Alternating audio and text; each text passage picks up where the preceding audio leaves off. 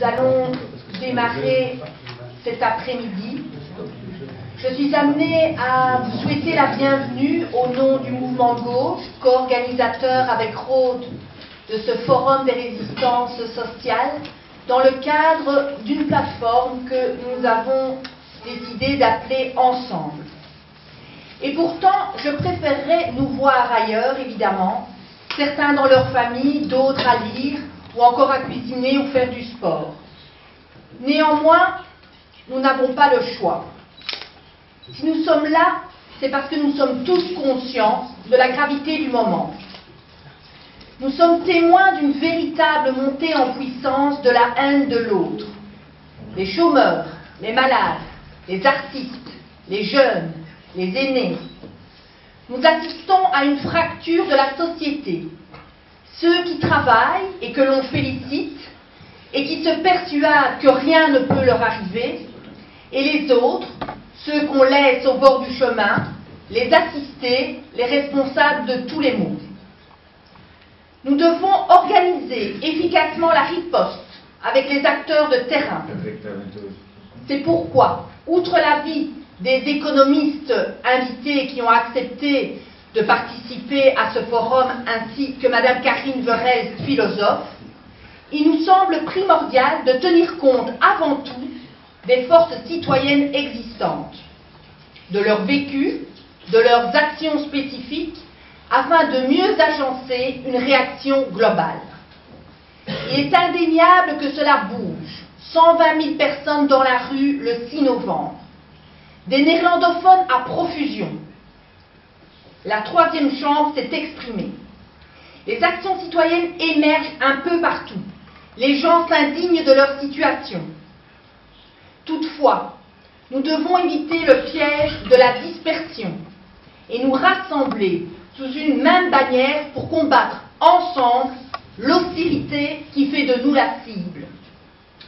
Je nous souhaite un bon moment cet après-midi, un bon moment de réflexion et surtout des actions communes, efficaces dans cet avenir proche.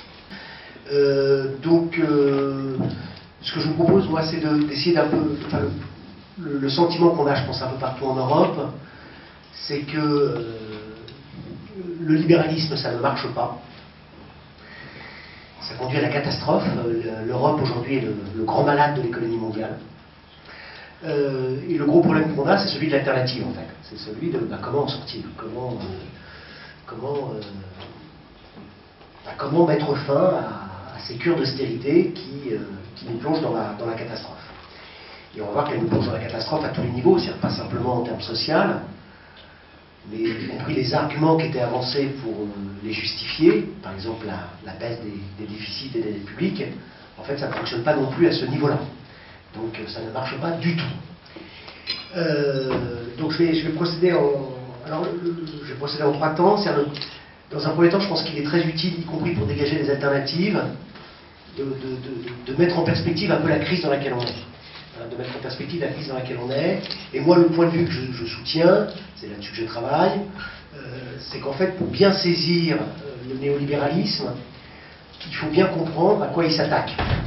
Et en fait, ce à quoi il s'attaque, c'est à une véritable révolution qui s'est opérée durant tout le XXe siècle, dans tous les pays développés, y compris d'ailleurs dans les moins développés, qui est ce que j'appelle la révolution de l'État social. Voilà, donc je vais partir de là, dans un premier temps, revenir sur cette révolution de l'État social, son importance colossale, en évoquant y compris des points de débat, peut-être, pour susciter des débats dans la salle, sur qu'est-ce que c'est que cet État social. Donc deuxième temps, je vais revenir sur la grande crise, quelles sont les racines de la grande crise, et puis dans un troisième temps, quelques éléments sur les alternatives, sans prétendre, bien entendu, épuiser le sujet. Donc premier point sur l'état social. Je pense qu'au XXe siècle, en fait, on a eu une véritable révolution dont on n'a pas vraiment conscience, encore aujourd'hui. Pendant tout le XXe siècle, on peut dire que ce qui a marqué le XXe siècle, c'est l'opposition entre capitalisme et communisme. C'est-à-dire que la plupart des historiens considèrent que le XXe siècle a commencé en 1917, c'était un siècle court en fait. Il a commencé en 1917 avec la révolution russe, puis c'est terminé en 1989 avec la chute du mur de Berlin. Donc ce qui a marqué le XXe siècle, c'est l'opposition entre communisme et capitalisme, qui s'est terminée comme vous le savez. Ce que je soutiens, c'est qu'en fait, au-delà de cette opposition, il y a eu une véritable révolution. Il y a eu une autre révolution, beaucoup plus silencieuse, si l'on peut dire, enfin c'est pas le mot qui convient. Bon. Il y a une véritable révolution autour de l'État social. L'État social, c'est quoi? Tout de suite, pour le saisir d'un point de vue concret, d'un point de vue pratique, on peut le délimiter autour de 4 grands piliers. La protection sociale, premier pilier. Deuxième pilier, la régulation des rapports de travail, donc notamment le droit du travail, et puis le droit à la négociation collective, même si la négociation collective, ça ne relève pas que de l'État. Quand je dis État social, ça peut concerner les collectivités locales. C'est tout ce qui est public, en fait. Donc deuxième pilier, le droit du travail, pour faire bref.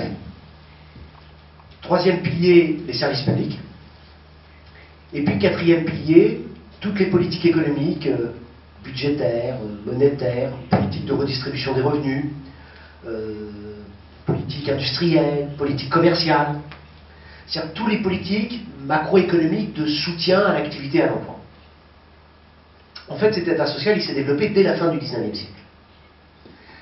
On a souvent tendance à le réduire aux 30 Glorieuses. Dans certains discours, on laisse entendre que l'État social, il est né en 1945, qu'il serait mort en 1975, en quelque sorte. Il en resterait quelques résidus, quelques bribes. Enfin, globalement, ça serait une figure du passé. Je pense que c'est faux de raisonner ainsi. L'État social, en fait, dans tous les pays, il est apparu, l'essentiel pour lui, c'est joué à la fin du 19e. C'est à la fin du 19e siècle que dans tous les pays, avec de très grandes variantes, mais dans tous les pays, finalement, on en arrive à la conclusion suivante, qui est que le libéralisme économique, qui dominait jusqu'alors, n'est pas en mesure de satisfaire, de répondre à une série de besoins sociaux. C'est quoi les besoins sociaux auxquels il ne parvient pas à répondre? Le plein emploi. Donner à tous un emploi. À la fin du 19e siècle, il y a eu une très grande dépression avec une explosion du chômage. Donc le plein emploi, la stabilité financière. On avait déjà des crises financières à répétition, des bulles financières, des cracks. La satisfaction d'une série de besoins sociaux en matière de retraite, de santé, de services publics. À la fin du 19e, ce qui s'impose progressivement, avec plein de conflits, plein de discussions, mais ce qui s'impose progressivement, c'est l'idée que, pour répondre à ces besoins, il y a besoin d'une intervention publique. Il y a besoin que l'État ou les collectivités locales interviennent. Si vous voulez, et qu'est-ce qui est finalement au fondement de l'État social?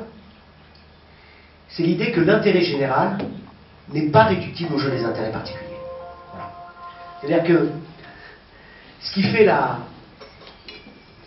le noyau dur de la pensée libérale, que ce soit en économie ou en politique d'ailleurs, c'est l'idée que l'intérêt général est réductible au jeu des intérêts particuliers. C'est ça le noyau dur du libéralisme. Et puis à la fin du 19e s'impose l'idée que, bien sûr qu'il faut des libertés individuelles. On va éventuellement discuter. Moi, je considère que, y compris comme projet d'avenir, il ne faut pas supprimer l'initiative privée. Il faut savoir que le pays qui a supprimé le plus d'emplois publics ces 4 dernières années, c'est pas la Grèce, c'est pas le Royaume-Uni, c'est pas la France de Sarkozy puis de Hollande. L'un des pays qui a supprimé le plus d'emplois publics ces 3-4 dernières années, c'est Cuba. Ben oui, parce qu'ils étaient arrivés à 80% de fonctionnaires, et ils sont arrivés à la conclusion que les petits commerçants, les agriculteurs fonctionnaires, ça ne fonctionnait pas. Donc ils ont décidé de supprimer un quart de leur emploi public. C'est une cure d'austérité autrement plus brutale que ce qu'on va faire, même en Grèce. Bon, parenthèse fermée. J'aime bien ces histoires de titiller un peu dans la salle. Bon. Donc voilà, moi je pense qu'il y a besoin d'initiatives privées, mais ce dont je suis convaincu, et c'est pour ça que je ne suis pas du tout libéral, c'est pour ça que je suis un anti-libéral, c'est que il y a des choses que le privé ne sait pas faire. Ne sait pas faire parce que le tout n'est pas réductible au jeu des partis, parce que la macroéconomie n'est pas réductible à la microéconomie, parce que l'intérêt général n'est pas réductible au jeu des intérêts particuliers. Et donc partant de là, c'est comme ça que s'est construit l'État social. Et l'État social, c'est quelque chose d'énorme. C'est quelque chose de colossal. la protection sociale, en France, ça représente 30% du PIB. Hein, le PIB, c'est 2100 milliards. Eh bien, la protection sociale, c'est 650 milliards. C'est colossal. Le droit du travail, c'est aussi quelque chose de colossal. Alors il a été en partie détricoté, déstructuré, remis en cause avec le libéralisme ces 30 dernières années. Mais enfin, il est toujours là. En France, comme dans tous les pays du monde, puisque ça relève des conventions internationales du travail, de l'Organisation internationale du travail, quand un salarié est embauché, il y a une chose qui s'applique, qui est le droit du travail. C'est comme ça. En France, ça représente plusieurs centaines de pages. L'emploi public, pareil, n'a pas disparu. En France, il y a 7 millions de personnes qui travaillent dans l'emploi public. Sur 24 millions de salariés, ça fait 30% des emplois. Il y a 5,2 millions de fonctionnaires et puis 1 800 000 personnes qui travaillent dans ce qu'on appelle les entreprises publiques. C'est-à-dire, ce n'est pas les fonctionnaires, c'est EDF pour l'électricité, la SNCF pour les chemins de fer, la Poste. Bon.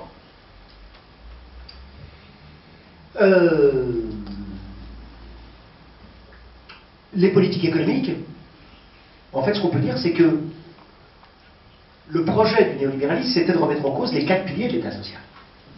Tentative de privatisation de la protection sociale, des services publics, remise en cause du droit du travail, et puis réorientation des politiques économiques dans un sens libéral.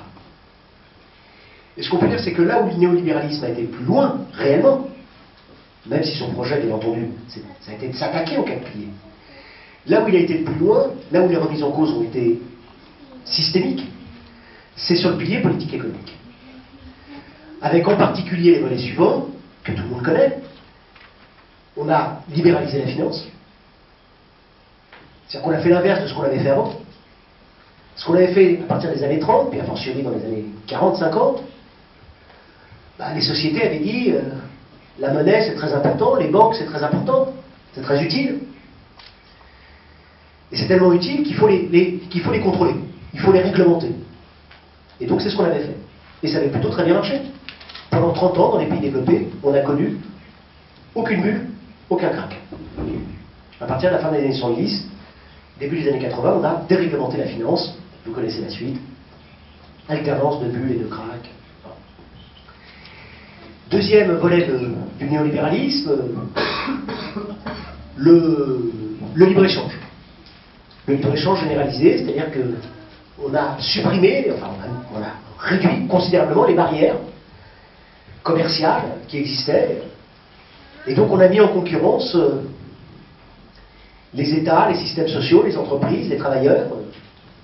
On a organisé la concurrence libre et donc faussée. Puisque contrairement à ce que nous dit l'Union européenne, y compris dans ses textes fondateurs, dans ses traités, la concurrence libre est par définition faussée. C'est-à-dire que si vous mettez en concurrence une entreprise qui doit respecter des droits sociaux, des règles environnementales, et puis des entreprises qui ne doivent pas faire, bien entendu que la concurrence est faussée. C'est ce qu'on a fait. Donc deuxième volet du libéralisme, le libre-échange. Troisième volet, l'austérité salariale. Et puis, quatrième volet, on peut dire, parce que ça fait toujours des chiffres 4, ça m'agace, mais enfin c'est comme ça, la contre-révolution fiscale. C'est-à-dire qu'au début du XXe siècle, en France, comme aux États-Unis, comme dans plein d'autres pays, on est arrivé à la conclusion qu'il fallait que les riches payent plus d'impôts. Donc on avait inventé l'impôt progressif sur le revenu. Au départ, de façon complètement homéopathique, à petite dose, puis très rapidement, avec les 2 guerres mondiales, c'était monté à des trop élevés. Le pays qui avait été le plus loin, c'est les États-Unis. Le taux marginal d'imposition sur le revenu, c'était 85%. C'est-à-dire, passé à un certain stade de revenu, les riches américains devaient payer 85% d'impôts. En France, on était resté à 70%. Bon, à partir des années 70, Reagan, une des premières mesures qu'il a prises, il a baissé ce taux. C'est l'une des premières mesures qu'il a prises. Bon. Alors, avant de revenir sur ce libéralisme, et pourquoi ça ne marche pas, quelques mots encore sur l'État social. L'État social, il n'a pas simplement une dimension antilibérale. Il a une dimension anticapitaliste. Avec lui, il y a des sphères entières d'activité qui échappent au capital. Ça veut dire quoi? Ça veut dire que c'est bien la preuve que l'État, le politique, c'est bien un champ spécifique. Je pense qu'on ne peut pas réduire l'État, le politique, la démocratie, à un simple domaine qui serait surdéterminé par ce qui se passe dans la sphère de la production. Pour parler clairement, je pense qu'on ne peut pas réduire l'État à un simple État au service du capital. Dit autrement, pour dire les choses autrement, je vous ai dit, l'État social, quand on y réfléchit bien, c'est une véritable révolution, c'est énorme. Ça existe dans tous les pays du monde. En Belgique, vous avez un État social avec les 4 piliers. Aux États-Unis, les 4 piliers existent. Heureusement pour les Américains. Contrairement à l'image qu'on en a, aux États-Unis, il y a de la protection sociale. Il y a en particulier de la retraite publique. Heureusement pour les Américains. Tous les Américains ont leur carte de Social Security. Pendant longtemps, ça leur a servi de carte d'identité. Parce qu'ils n'ont pas de carte d'identité. Vous avez un plan d'un film d'Hitchcock qui s'appelle Pas de printemps pour Marnie, que j'aime beaucoup, puisqu'il y a un très bon plan sur toutes les cartes d'identité que présente Marnie. C'est l'histoire de Marnie dans Pas de printemps pour Marnie d'Hitchcock. Elle va arnaquer les employeurs. Donc il faut qu'elle présente un papier d'identité à chaque fois. Donc il y a un gros plan d'Hitchcock sur toutes ces cartes de Social Security. Alors là, pour moi, c'est le plan préféré d'Hitchcock. Bon, pour d'autres, c'est les chignons de je sais pas qui, mais bon, pour moi, c'est mon plan préféré d'Hitchcock. Bon, passons. Donc il y a de la retraite aux États-Unis. Il y a de la santé publique aux États-Unis. L'essentiel de la santé est privé. La majorité de la santé est privée. 55% des dépenses de santé aux États-Unis sont privées. Mais enfin, il y en a quand même 45% qui sont publics. D'accord? Et ce qui est privé, d'ailleurs, ne fonctionne pas. Il y a des services publics aux États-Unis. La règle aux États-Unis, c'est que dans l'enseignement primaire et secondaire, c'est d'aller dans le public. Le taux de scolarisation dans le public, aux États-Unis, est supérieur à la moyenne de l'OCDE. Et donc largement supérieur à celle de la France, puisque nous, on a l'enseignement privé sous contrat, qui est très important dans le primaire et le secondaire. L'eau aux États-Unis, c'est public. Ça fait des années que les multinationales françaises de l'eau essayent de convaincre les collectivités locales américaines de privatiser tout ça. Pour l'instant, ils n'ont pas réussi. Ils ont réussi au Royaume-Uni. Bon, ça ne veut pas dire que les États-Unis, c'est pas libéral, hein. Je suis pas en train de vous faire l'éloge du modèle américain, on se rassure. Mais c'est pour vous dire que l'État social, ça existe dans tous les pays, avec des formes extrêmement. C'est une véritable révolution. Et le paradoxe, c'est qu'on n'a pas la théorie de cette révolution. Voilà.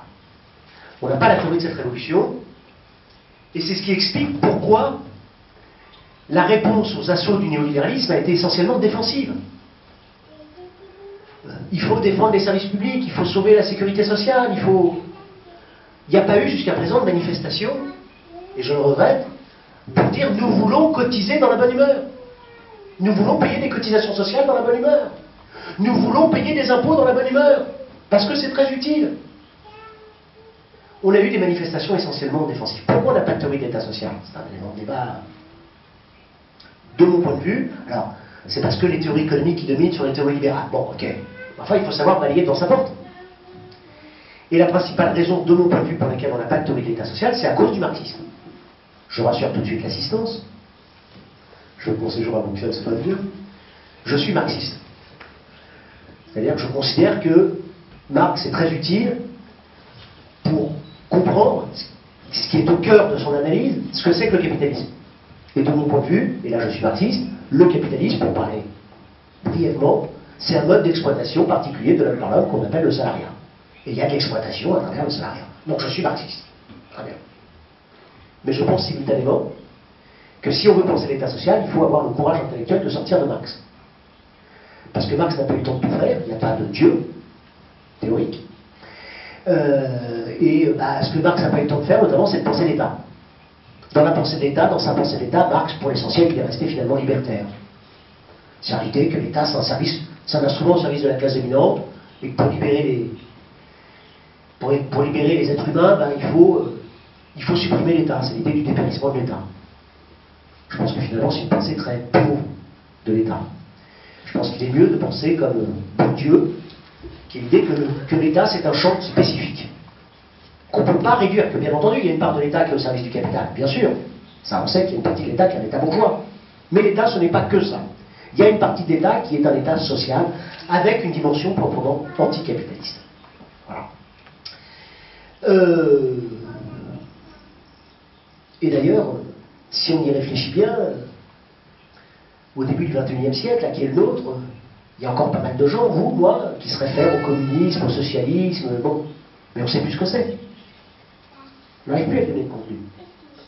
Et je pense que le contenu qu'il faut lui donner, pour aller vite, de mon point de vue, le socialisme, c'est de prolonger l'État social, d'approfondir la logique de l'État social, en lui faisant affronter y compris une nouvelle frontière qui est celle de l'écologie. Et l'écologie, ça suppose de l'intervention publique, si on la prend sérieusement par le corps. Et puis par ailleurs, c'est la démocratie. C'est la démocratie, je pense que c'est sur ces deux volets, et les deux sont liés. Hein. L'État social, il est né, c'est aussi le produit de la démocratie. D'ailleurs, c'est pour ça qu'il a des formes nationales extrêmement variées. Ben, c'est parce que la démocratie, au sens fort, ça s'exerce, la souveraineté du peuple s'exerce dans un cadre national. Et donc, ben, c'est de ce fait que l'État social a une dimension nationale extrêmement forte. Et donc, la protection sociale, les services publics, le droit du travail, ça prend des formes nationales extrêmement variées, y compris encore aujourd'hui en Europe, en dépit de la construction de l'Union européenne. Donc voilà pour la première partie. Deuxième partie, le néolibéralisme, ça va être plus simple. Donc le néolibéralisme, c'est un système qui s'impose au début des années 80 pour remettre en cause l'État social. Et comme je vous l'ai dit, c'est d'abord attaqué au volet politique économique. Même si son ambition, bien entendu, c'est de remettre en cause les autres pays. Donc raisonner en termes d'État social, c'est à la fois comprendre quelle est la révolution du XXe siècle, mais c'est aussi comprendre quelle est la cohérence en fait du libéralisme. Remettre en cause les quatre piliers de l'État social. C'est ça le projet du néolibéralisme. Bon, là où il était plus loin, c'est sur les politiques économiques, donc finances libéralisées, austérité salariale, libre-échange. En fait, ce qu'on peut dire, c'est que très rapidement, on s'est aperçu que ça ne marchait pas. Pourquoi ça ne marche pas? Parce qu'on vit dans des sociétés salariales. 90% des gens qui travaillent en France, et j'imagine on a à peu près le même chiffre en Belgique, sont salariés, comme aux États-Unis. Et donc, si vous comprimez en permanence les salaires, à la fois les salaires directs que touchent les travailleurs et puis les salaires indirects qui sont versés sous forme de prestations sociales, là vous avez un choc négatif de demande, qui n'est pas bon, y compris pour les entreprises. Et donc, qu'est-ce qu'a inventé le néolibéralisme? Dès le second mandat de Reagan, ils ont mis en œuvre des plans de relance. Ils ont utilisé l'État pour faire des plans de relance. Ils ont, d'un certain point de vue, été un peu keynésiens. Mais en fait, ce n'était pas du vrai keynésianisme. C'était un keynésianisme totalement surdéterminé par le néolibéralisme. Et d'ailleurs, la preuve, c'est que la relance, très rapidement, dès les années 80, elle a pris une forme en particulier, qui est l'endettement privé. Voilà. C'est qu'au lieu d'augmenter les salaires, on a dit aux ménages, endettez-vous. Endettez-vous pour continuer à consommer. Et donc on a assisté dès le début des années 80, aux États-Unis, comme partout, j'insiste sur ce point, parce que souvent on a tendance à dire que c'est qu'aux États-Unis dans les années 2000. Non, c'est dès les années 80. Dès les années 80, aux États-Unis, comme dans tous les autres pays, en Europe notamment, au Japon, on a assisté à une explosion des dettes. À la fois les entreprises, à la fois les ménages, mais aussi les entreprises. On a sauvé la croissance mondiale, même s'il y a eu des crises, etc., mais enfin, par le recours à l'endettement. Résultat des courses, en 2008, tout ça s'effondre. 2008, c'est l'explosion de la montagne de dettes privées, des bulles spéculatives qui avaient été construites autour. Tout ça s'effondre. Ok. Alors souvenez-vous de 2008, j'imagine que c'était en Belgique pareil qu'en France. En 2008, les néolibéraux sont sous la table. Ils sont sous la table. C'est-à-dire qu'y compris sur les plateaux de télévision, à la radio, la tonalité dominante, c'est de dire « Oh là là là là, quand même, on a été trop loin dans la libéralisation financière. On a fait trop de libéralisme. » Bon. Les journaux titraient sur le grand retour de Keynes. Très bien. Ceci étant, on n'a pas réellement remis en cause les quatre volets du néolibéralisme. On n'a pas réellement remis en cause la finance libéralisée. Ça commence un peu là. On commence à faire des choses. C'est important ce qui se passe en ce moment. Et paradoxalement, ceux qui souvent ont été à l'initiative, ce sont les États-Unis. C'est quand même un comble. C'est les États-Unis qui en 2010, par exemple, ont voté le dispositif TAFCA, qui oblige le gouvernement américain, les Américains, avec le dispositif TAFCA, on dit à toutes les banques du monde entier, notamment les banques suisses, luxembourgeoises, leur on dit écoutez, maintenant ça suffit, on exige l'échange automatique d'informations. C'est-à-dire pour toutes les transactions financières d'un certain montant, on exige qu'en instantané, on ait les informations sur ces transactions financières. Ce qui permet bien entendu de suivre et de pouvoir taxer les gens. Et si vous n'acceptez pas ça, vous n'avez plus le droit à la licence bancaire aux États-Unis. Et par ailleurs, vous êtes éventuellement redevable de la justice américaine. Les banques suisses, elles se sont allongées, elles ont accepté. Eh bien, ce qui a été adopté par les États-Unis en 2010 commence à être adopté par l'OCDE aujourd'hui, par le G20. C'est plutôt une bonne nouvelle. Même si après, il faut toujours regarder dans les détails. Hein. Et ce qui est valable pour les ménages commence à être étendu aux entreprises. Hein, vous avez vu là, maintenant, l'affaire du Luxembourg, tout ça, on commence à remettre en cause, y compris la possibilité pour les entreprises d'aller localiser leurs profits, leurs activités où elles veulent, hein, ce qu'on appelle les prix de transfert, pour payer le moins d'impôts possible. Bon. On n'a pas remis en cause, par contre, le libre-échange. On n'a pas remis en cause l'austérité salariale. Alors on a d'autant remis en cause que le chômage a explosé avec la crise, et qu'on sait que quand le chômage explose, ben, ça fait une pression sur les salaires. C'est ce que Marx appelle l'armée de réserve. La pression de l'armée de réserve. Donc le libre-échange n'a pas été remis en cause, l'austérité salariale n'a pas été remise en cause, et puis la contre-révolution fiscale a été un tout petit peu écornée. On a réaugmenté un peu dans certains pays les impôts sur les plus riches, mais enfin, le moins qu'on puisse dire, c'est qu'on n'a pas refait le chemin qui a été défait ces 30 dernières années. Bon. Et puis il y a plus grave que ça. Donc non seulement les gouvernements ne se sont pas attaqués aux racines de la crise, mais il y a plus grave encore, en Europe, et c'est une spécificité européenne. En 2010, les libéraux qui étaient jusqu'à présent sous la table, ils ont repris le dessus. Au nom de deux arguments. Ils ont dit ah là là là là là, les dettes publiques sont trop élevées, il faut faire une cure d'austérité budgétaire, il faut couper dans les dépenses sociales, dans les services publics. Et puis simultanément, ils ont dit ah là là là là, en Europe, il y a des pays d'Europe, du Sud notamment, la Grèce, le Portugal, l'Espagne, l'Italie, la France, qui ont des déficits commerciaux, qui ne sont pas assez compétitifs, donc il faut mettre en place des chocs de compétitivité, il faut faire de l'austérité salariale. Et donc en 2010, on a pris le tournant en Europe de l'austérité salariale et budgétaire. Contre l'avis des États-Unis. Contre l'avis maintenant, enfin depuis 2 ans. Au départ, le FMI a plaidé en faveur de ce genre de politique. Hein. Mais depuis 2 ans, le FMI dit qu'il ne faut pas faire ça. L'OCDE maintenant dit qu'il ne faut pas faire ça. Vous vous rendez compte que nous, économistes atterrés, depuis 2 ans, on peut prendre appui sur ce que dit Christine Lagarde pour nous opposer à François Hollande, pour qui j'ai voté. C'est quand même un comble, quoi. Faut qu'on soit tombé bien bas, hein. Ben oui. Ben on est tombé bien bas. Donc en Europe, on a mené une cure d'austérité absolument. Bon. Résultat des comptes, c'est la catastrophe.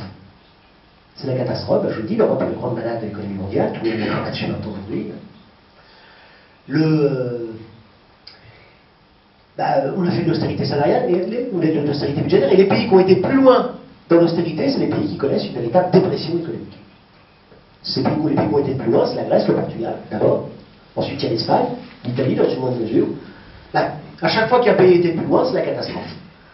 La Grèce a perdu 25% de PIB en l'espace depuis la crise de 2008. Un quart. C'est-à-dire que la Grèce connaît la grande dépression des années 30. La Grèce connaît ce que les États-Unis ont connu dans les années 30.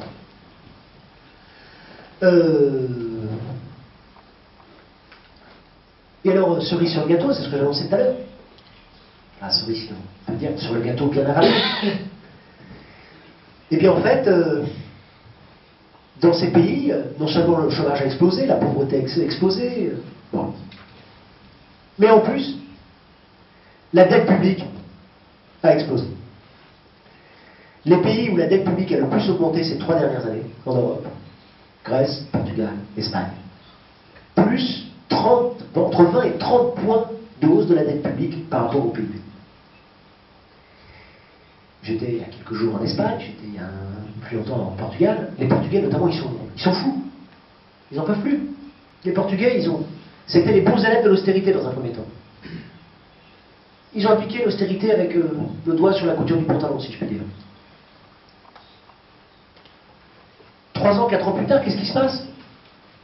Non seulement le chômage a explosé, mais en plus, les salaires ont baissé, le pouvoir d'achat a baissé, la pauvreté a explosé, mais en plus, les dettes publiques explosent. Et donc les Portugais disent, mais vous êtes fous, c'est quoi cette histoire? Parce que la dette publique a augmenté de 20 à 30 points de PIB dans ces pays-là, alors qu'elle a augmenté que de 5 points en moyenne sur la période dans la zone euro. Donc c'est les pays qui ont été le plus loin dans l'austérité qui ont la dette publique qui explose le plus. Pourquoi? Pour une raison toute bête, que même le FMI maintenant reconnaît, depuis 2 ans. Quand vous coupez dans la dépense publique, eh bien, la dépense publique, c'est éminemment productif. Je vais revenir après sur les alternatives. C'est-à-dire que la dépense publique, c'est quoi? Il faut être concret. La dépense publique, c'est des retraites. Qu'est-ce que font les retraités avec leur pension de retraite? Ils vont acheter auprès du privé. La dépense publique, c'est de la santé. Si vous allez moins voir le médecin il a moins de revenus. Si vous achetez moins de médicaments, l'industrie du médicament a moins de débouchés. Si vous supprimez les postes de fonctionnaires, ou si vous réduisez leur salaire, déjà les fonctionnaires, on y reviendra après, ils contribuent au PIB. C'est productif un fonctionnaire. Donc déjà, vous réduisez directement le PIB, mais en plus de ça, le fonctionnaire, qu'est-ce qu'il fait avec son salaire? Il va dépenser auprès du privé. Et donc, résultat des courses, en coupant dans les dépenses publiques, vous avez ce qu'on appelle un effet multiplicateur.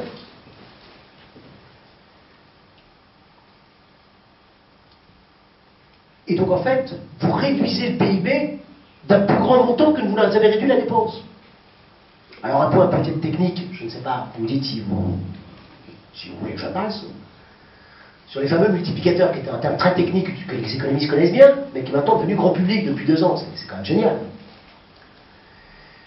Le multiplicateur, donc je vous dis, c'est on essaie de mesurer, quand on baisse la dépense publique, par exemple, de 1% du PIB, en France ça fait 20 milliards, quel est l'effet sur le PIB?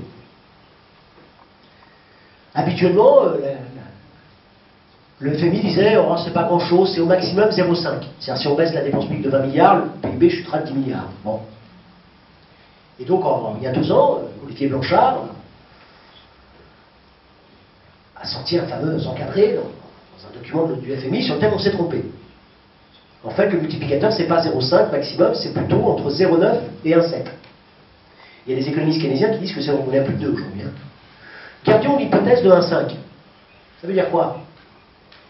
Ça veut dire que si vous baissez la dépense publique de 1% du PIB, par exemple, en France c'est 20 milliards, ça veut dire que le PIB il chute de 1,5 fois plus, donc 30 milliards. Et donc les recettes fiscales, puisque les recettes en fait elles dépendent directement de l'activité. Les recettes c'est la TVA, c'est l'impôt sur le revenu, tout ça dépend de l'activité. Comme les recettes sont à peu près de 50%, les taux de prélèvement obligatoire c'est près de 50%, les recettes chutent de 15 milliards. Donc vous suivez, on a baissé les dépenses de 20, mais en fait les recettes ont baissé de 15. Donc résultat des courses, votre déficit ne se réduit que de 5 milliards. Mais attention, dans tous les pays du monde, pour calculer les PIB, en fait, les déficits, pardon, on les rapporte au PIB. Le PIB, lui, le dénominateur, donc il a chuté de 30 milliards. Et bien donc, résultat des courses, votre déficit calculé en pourcentage du PIB, il ne se réduit pas, ou très peu. En France, là, ça y est, mais on n'est pas le seul pays. J'ai pas eu le temps d'aller voir les statistiques sur la Belgique, désolé. Mais vous êtes mieux armés que moi, et vous connaissez mieux que moi la situation de votre pays. Donc je n'ai pas de leçon à vous donner, c'est à vous de me les donner. Donc je les attends. Mais en France, là ça y est, le déficit public pour 2014 sera plus élevé qu'en 2013. Voilà, on devait être à 3%, finalement on sera à 4,4. D'accord? On avait prévu 3% il y a 2 ans, maintenant on sera à 4,4. Et c'était à 4,1 l'année dernière. Pourtant on a fait une cure d'austérité. Et il y a eu voilà. Les dettes publiques, voilà. Les dettes publiques en Espagne, au Portugal, en Grèce, pourquoi elles ont explosé? Mais parce que le PIB s'est effondré, c'est l'effet dénominateur. Quand le PIB s'effondre de 25%, le ratio global, il explose. Et voilà. Donc ça ne marche pas. Donc c'est la catastrophe. Donc il faut en sortir. Alors comment en sortir? 3e point, je termine. Vous contrôlez là, parce que moi, il faut me contrôler, sinon. Ça va? Vous connaissez mal. Donc 3e point, l'alternative. Je pense que l'alternative, c'est... Il faut réhabiliter les 4 piliers de l'État social. L'État social, c'est le socialisme. L'État social, c'est le socialisme maintenant. On peut dire qu'il y a des sphères entières d'activité qui relèvent aujourd'hui du socialisme, quasiment. Voilà. Il y a des embryons de socialisme dans nos sociétés qui restent capitalistes par ailleurs. Voilà. Et il faut s'appuyer là-dessus pour aller plus loin vers le socialisme. Alors comment réhabiliter l'État social? Je pense quelques points, quelques arguments très importants. D'abord, sur les mots. Une bataille théorique, une bataille idéologique, c'est toujours une bataille sur les mots aussi. Je ne sais pas comment c'est en Belgique, mais enfin j'imagine que c'est à peu près la même chose qu'en France, comme partout dans le monde. Vous êtes souvent assommé par le fait que la dépense publique, c'est, je ne sais pas combien c'est en Belgique, on est à 50% à peu près du PIB. Nous on est à 57% en France. Donc souvent, dans le débat public, les libéraux disent oh, mais vous vous rendez compte que la dépense publique c'est 57% du PIB. Et quand on entend ce chiffre, souvent, même quand on est à gauche, très keynésien, on est un peu gêné. Sur le thème, oh, quand même on est... il ne reste plus que 43% pour le privé. Mais en fait, c'est une connerie. La dépense publique, ce qui est valable pour la France, c'est valable pour tous les pays du monde. Hein. Ça équivaut bien à 57% du PIB, mais ce n'est pas une part du PIB. Ce n'est pas du tout une part.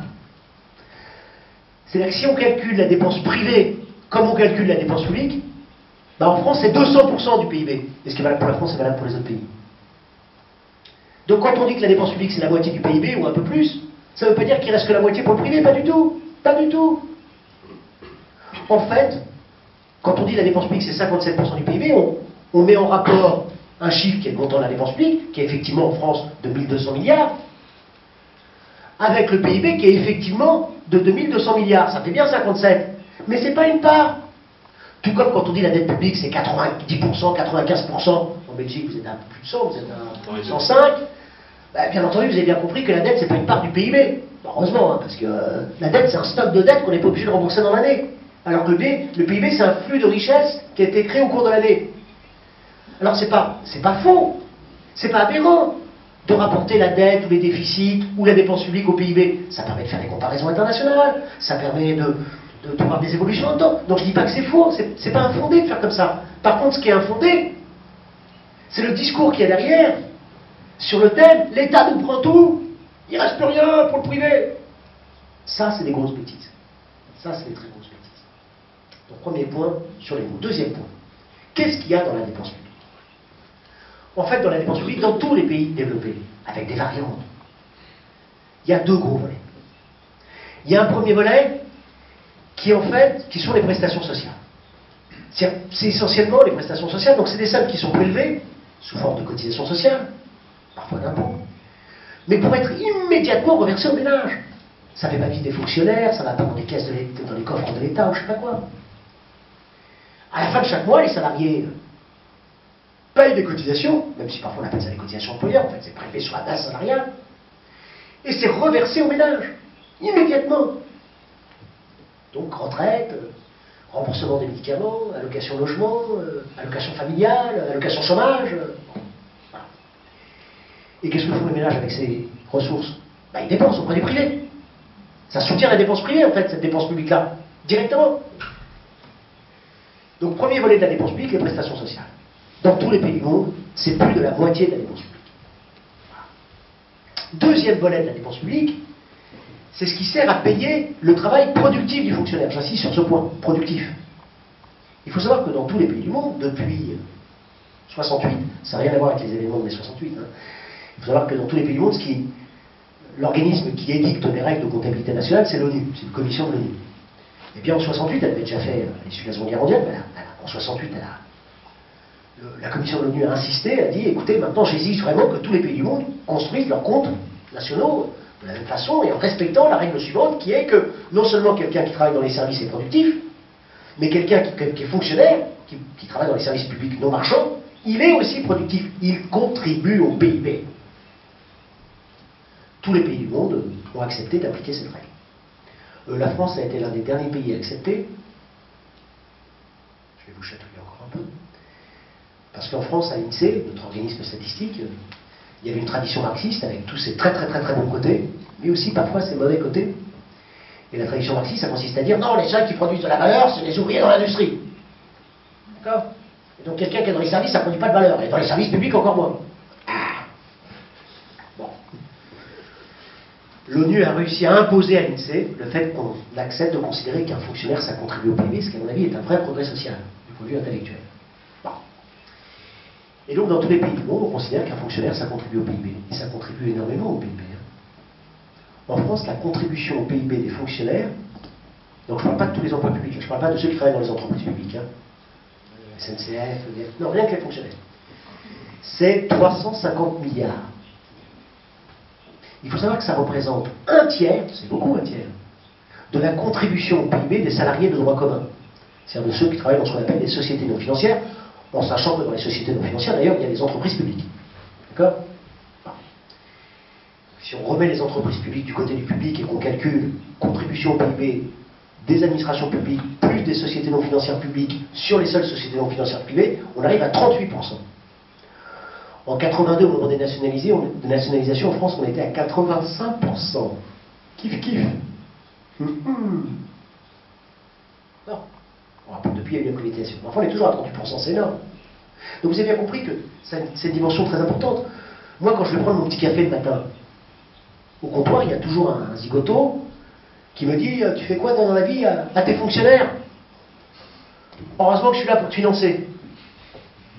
Et bien moi, dans mon quartier, ils ont tous la marque. Je leur ai rendu le coup de coude sur le thème « Tu ne me parles pas comme ça ». Tu ne me parles pas comme ça, pourquoi? Parce que quand tu vas chez ton pâtissier chercher une petite pâtisserie, tu rentres pas chez le pâtissier en disant « Ah, heureusement que je suis là pour financer ta pâtisserie ». Vous rentrez dans la pâtisserie, vous prenez votre pâtisserie, vous payez la pâtisserie. Et vous jugez que c'est normal. C'est la moindre des choses, il a travaillé. Pour les fonctionnaires, pour les services publics, pour l'essentiel, sont délivrés gratuitement. Moi, les étudiants, quand ils rentrent dans mon cours, ils ne payent pas de ticket d'entrée. Quand vous marchez sur un trottoir, vous ne mettez pas un jeton. Quand vous passez sous un réverbère, vous ne mettez pas un jeton pour voir la lumière. C'est gratuit. Pas encore. On reviendra après sur ce discours catastrophiste. Mais c'est pas gratuit au fond. Il faut bien le payer. Comment c'est payé? Plutôt que de le payer directement, c'est en façon marchande, c'est payé par l'impôt. L'impôt, en fait, ça joue exactement le même rôle. L'impôt stricto sensu, hein. Je ne parle pas des cotisations sociales qui servent à payer les prestations sociales, ça, on en a déjà parlé. Mais l'impôt stricto sensu, ça sert à payer le travail productif, à valider socialement le travail productif des fonctionnaires, de l'emploi public. Voilà. Quand vous augmentez les impôts, ça veut dire que la société a décidé que tel pan... Ça veut dire soit que la société a décidé que tel pan d'activité allait devenir un service public non marchand, puisque la frontière n'est pas naturelle, elle est politique, soit que vous avez décidé de mieux valoriser le travail des fonctionnaires par rapport... Et dans tous les cas, ça se discute. Raisonner ainsi, ça permet de remettre tout le monde dans le même bateau. On est tous dans le même bateau, on produit tous de la richesse monétaire. La question qui se pose, c'est comment on évalue les activités des uns et des autres. Et ça doit être matière à débat politique, mais pour le privé comme le public. Est-ce que c'est normal qu'un enseignant gagne tant par rapport à tel ouvrier qualifié, etc. Est-ce que c'est normal qu'un grand banquier gagne tant? Ça devrait être un de nos grands débats sociaux. Qu'est-ce qui justifie qu'un tel gagne 2, 3, 4, 100 fois, 1000 fois plus qu'un autre? Qu'est-ce qui justifie ça? Ça devrait être l'objet d'un débat démocratique, bien entendu. Bon. Donc voilà, les fonctionnaires contribuent au PIB. Je pense que c'est un argument très très important, ça, dans le débat contre les libéraux. Alors, le poids de la socialisation, hein, je suis désolé, je prends l'exemple de la France, mais on va voir qu'il est énorme. Donc, dépenses publiques, je donne quelques chiffres, 1200 milliards en France. Le PIB, c'est 2100 milliards, donc c'est bien 57%. Dedans, qu'est-ce qu'on a? Prestations sociales en espèces, 420 milliards. C'est colossal. 20% du PIB. Ce qu'on appelle maintenant, ça vient de changer, donc je vous donne des nouvelles. Non. Ce qu'on appelle les transferts sociaux en nature marchands. C'est-à-dire, en fait, c'est le remboursement par les administrations publiques, par la Sécu, des médicaments, des consultations médecines quand elles sont privées, les allocations logement. Ça représente 125 milliards. Après, il y a ce qu'on appelle les transferts sociaux non marchands, les transferts sociaux en nature non marchands. Donc ce qui est essentiellement, c'est l'éducation et l'hôpital public. 200 milliards. Tout ça, c'est des additions, ça s'additionne. Ensuite, il y a les services non marchands collectifs. Il faut savoir qu'un enseignant, une infirmière, ça contribue au PIB, mais un policier, un militaire, ça contribue aussi au PIB. 181 milliards. En fait, quand vous ajoutez tout ça, vous apercevez que la moitié de la demande globale en France, elle est soutenue d'une façon ou d'une autre par la dépense publique. Elle est soutenue directement, parce qu'il y a une partie de la demande qui est constituée de la demande de services publics, d'accord? Et elle est soutenue indirectement, notamment via les prestations sociales en espèces, ou les transferts sociaux en nature marchands. Voilà, parce que vous avez bien compris qu'il y a des prestations sociales en espèces. Alors, la dépense publique, elle est très élevée en France. Pourquoi? En fait, le CDE, il y a 2 jours, vient de publier un rapport très intéressant. On est les champions du monde de la dépense sociale. On est à 32% de PIB pour la dépense sociale, qui n'est pas toute la dépense publique. Mais en fait, quand on additionne, et ça c'est bien parce que le CDE fait ça depuis pas mal d'années, mais quand on additionne les dépenses sociales privées, c'est-à-dire dans certains pays, plutôt que recourir à la sécurité sociale, on recourt aux assurances privées ou aux fonds de pension. En fait, le pays qui arrive juste derrière nous, mais juste derrière, ça y est, on est tous les deux sur le podium. Les deux pays qui sont sur le podium sur la dépense sociale globale, publique et privée, c'est la France et les États-Unis. Oui, parce qu'il n'y a pas de dépense sociale, il y a de la dépense sociale publique, mais il y a aussi de la dépense sociale privée. Donc pourquoi la dépense sociale publique est élevée en France? Pour deux raisons. La France est le pays au monde où les retraités vivent le mieux. On a fait le choix social. En France, d'ailleurs en Belgique, il y avait un peu ça aussi, je ne sais plus où c'en est.